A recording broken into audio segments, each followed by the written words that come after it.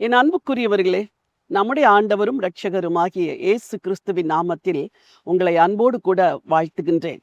ஆண்டவர் உங்களை நேசிக்கிறார். உங்கள் வாழ்க்கையில் எவ்வளோ காரியங்களை செய்ய ஆண்டவர் சித்தமாயிருக்கிறார்.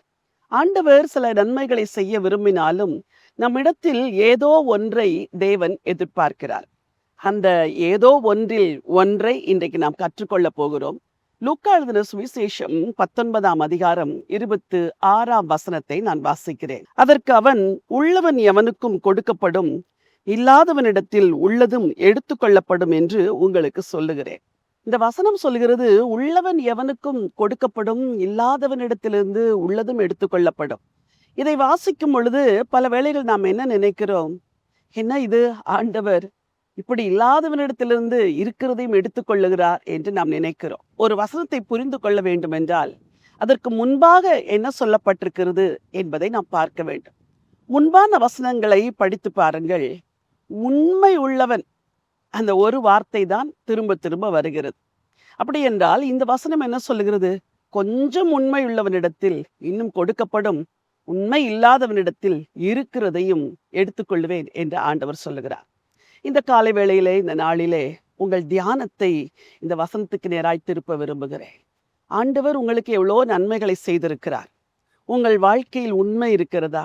உங்கள் பேச்சில், உங்கள் உரையாடலில், உங்கள் நோக்கத்தில், உங்கள் செய்கையில், உங்கள் வேலையில், உங்கள் ஆவிக்குரிய காரியத்தில், ஊழியத்தில் உண்மை உள்ளவனுக்கு இன்னும் கொடுப்பார். உண்மை இல்லாதவனிடத்திலிருந்து இருக்கிறதையும் எடுத்துக்கொள்வாராம். இன்னைக்கு ஆண்டவரிடத்தில் மனம் திரும்புவோம். என்னிடத்தில் உண்மையில்லாத காரியங்கள் பல இருக்கிறது ஆண்டவரே, அந்த உண்மையற்ற தன்மைகளை எல்லாம் என்னை விட்டு எடுத்து போடும் என்று சொல்லும் பொழுது, ஆண்டவர் உண்மையற்ற தன்மையை எடுத்து போடுவார். உங்களுக்கு எல்லாவற்றையும் கூட கொடுப்பார். ஆண்டவர் கூட கொடுத்தால் அந்த ஆசீர்வாதங்கள் என்றென்றைக்கும் நிலைத்திருக்கும். உங்களுக்காக நான் ஜெபிக்க விரும்புகிறேன். ஜீவனுள்ள தேவனே, நல்ல ஆண்டவரே, உள்ளவனுக்கு கொடுக்கப்படும், இல்லாதவனிடத்திலிருந்து உள்ளதும் எடுத்துக்கொள்ளப்படும் என்று சொன்னீர்.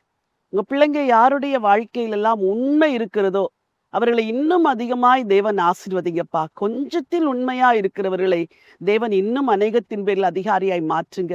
உண்மையற்றவரிடத்தில் உள்ளதும் எடுத்துக்கொள்ளப்படும் என்று சொன்னீரே. ஒருவேளை எங்கள் வாழ்க்கையில் பல காரியங்கள் உண்மையற்று வாழ்ந்திருந்தால், உங்க பிள்ளைங்க ஏதோ சில விஷயங்களில் உண்மையற்று நடந்திருந்தால், குடும்ப உறவிலே, ஊழியத்திலே, வேலையிலே, படிப்பிலே, ஆண்டவரே வார்த்தைகளில், செய்கையில் எதில் உண்மையற்று இருந்தாலும் எல்லாவற்றையும் கிருபையாய் மன்னித்து ஒரு உண்மையுள்ள இருதயத்தை தரும்படியாய் ஜெபம் பண்ணுகிறப்பா. உத்தமனுக்கு கர்த்தர் துணை என்று வேதம் சொல்கிறது. உண்மையா இருக்கிறவர்களுக்கு துணையா இருப்பீர், ஆசீர்வதிப்பீர். இருதயத்தில் உண்மையை கொடுத்து உமக்காய் வாழ உதவி செய்யுங்க. ஆண்டவர் இயேசுவின் நாமத்தில் பிதாவே, ஆமென், ஆமென். பிரியமானவர்களே, உண்மை உள்ளவனுக்கு இன்னும் கொடுப்பார், உண்மை இல்லாதவனிடத்தில் இருக்கிறதையும் எடுத்துக்கொள்வார் என்று வசனம் எச்சரிக்கிறது. உண்மையோடு வாழுங்கள், நிறைவாய் பெற்றுக்கொள்ளுங்கள். இந்த நினைவோடு இந்த நாளை துவங்குங்கள். இந்த நாள் ஒரு வெற்றியின் நாள். God bless you.